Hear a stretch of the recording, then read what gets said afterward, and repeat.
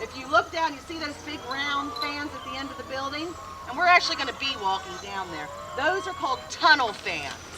All right, and what happens is when all the doors are shut, it will force air, and that's why it's called a tunnel, like a tunnel. It'll like literally suck the air all the way down there and then blow out the bad air. And when you're standing at this end, it's like standing in front of a cave. But it's like air is constantly blowing out. It's almost like air-conditioned air. It's very strange how that system, along with this tunnel curtain, and you can't see them, but there's these little vents under this overhang that we open and close, and that system, as it works together, draws in and turns the air into cool air. And initially, the first 30,000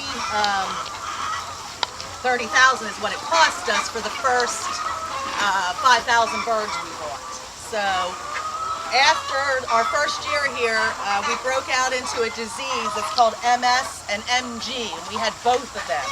They are actually very common. 95% of all farms, chicken farms, actually have that disease, but it's like one of those things we don't talk about. Well, I talk about it, but it's one of those things the industry doesn't want to talk about. But they need to talk about it because it is a MS and MG. I'm not sure what the long scientific name is. You can look it up. You can look it up just as MS poultry, MS or MG poultry. And basically it shows itself as, we'll say, like a common cold for chickens, sneezing, wheezing. Eventually the eyes start to run.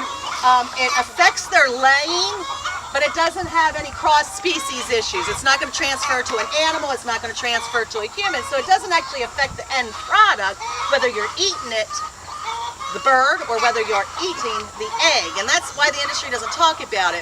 But it is a really rough disease towards the end of their life. And we had to every day I had to kill 20 birds. And that lasted for quite some time. And it was very hard emotionally, because you're looking at these animals and you're like, you don't see necessarily anything wrong with them. But you got to do it. You got to do it for the health of your farm, and you got to do it for the health of everybody around you. What criteria did you use to euthanize it?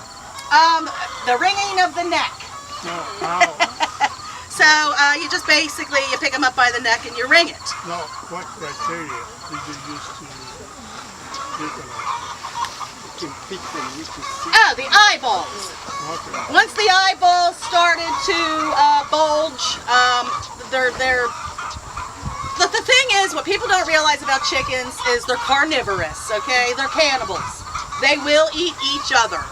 So if you have a chicken that has a lame leg, or let's say just a little teeny scratch, and it's showing just a tiny bit of blood, guess what? Everybody's on that poor sucker like white on rice. It is bad.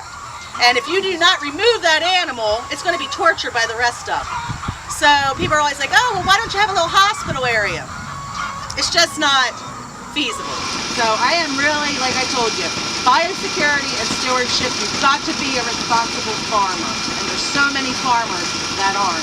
And so if any of you are thinking about being farmers, I definitely encourage it.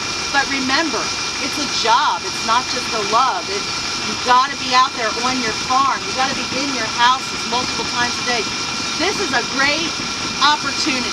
Free-ranging or raising broilers. They're fabulous opportunities.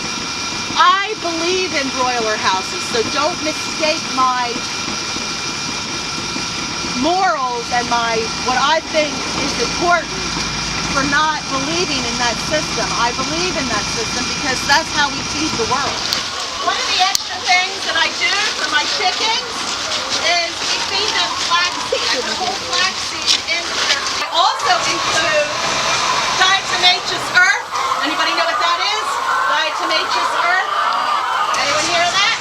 It's actually something else humans can consume a teaspoon every day. I actually put it in their feed because it kills all microscopic and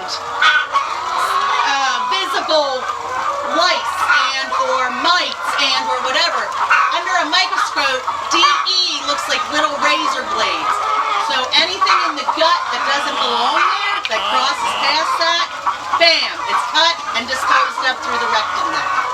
So, and that goes for humans. You'd be surprised what a difference it makes in your intestinal tract.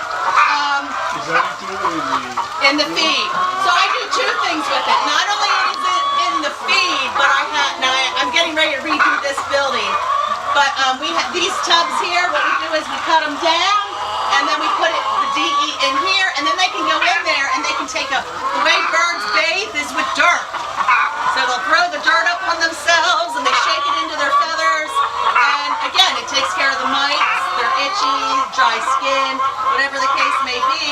And again, that was something else we eliminated. So what you're looking at here, these are called red sexlets. And this is a little teeny egg I just found on the ground.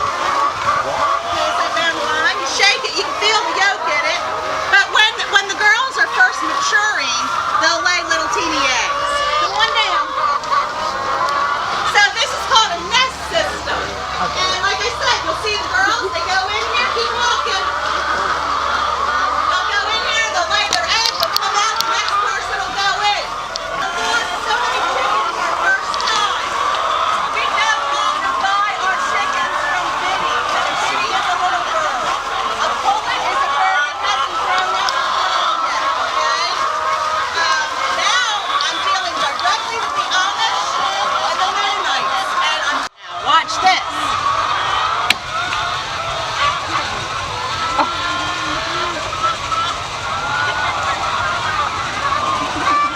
And they will not stop coming.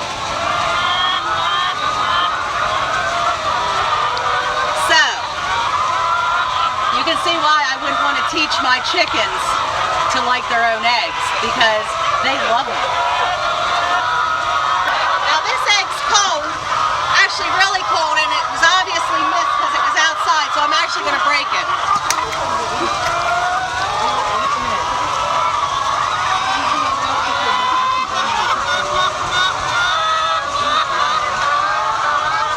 Repetitive. It'll do what it knows. Once a chicken lays an egg somewhere, it will always lay its egg there.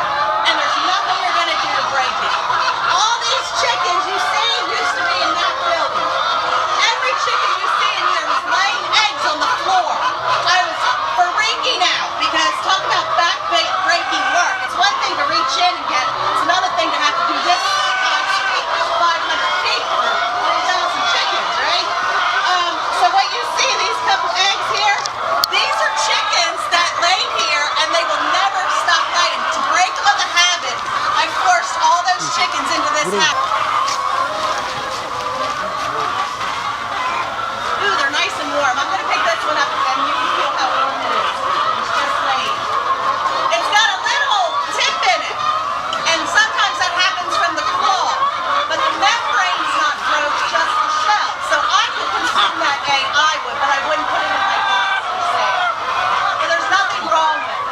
Pulled into the driveway, and there was an eagle chasing my chickens on the ground. The eagle was literally not flying. She was on the ground with her wings open, running. By the time I pulled up to where you all parked, I jumped out and I ran in here, and the eagle let me get from here to there to him. I've never been that close to an eagle in my life. It was. So you see, I got my cow. I just got her this past week. She's a dairy cow. She's pregnant. When she has her baby, I will start milking her on a regular basis, and it'll be a free for all. Anybody that wants to milk.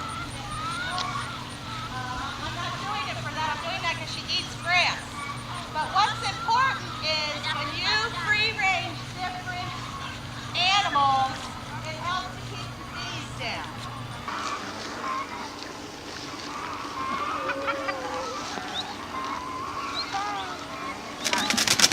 Who wants me? Come here. Come here. There you go. If you get down, they'll probably come to you. So they're just like dogs. They like to be scratched under their wings. Yeah, they're not going to hurt you. Just grab one. Not even their wings? No, they don't. Yep. Hold her like a baby. She needs to feel secure. Remember, they need to feel secure, just like a baby.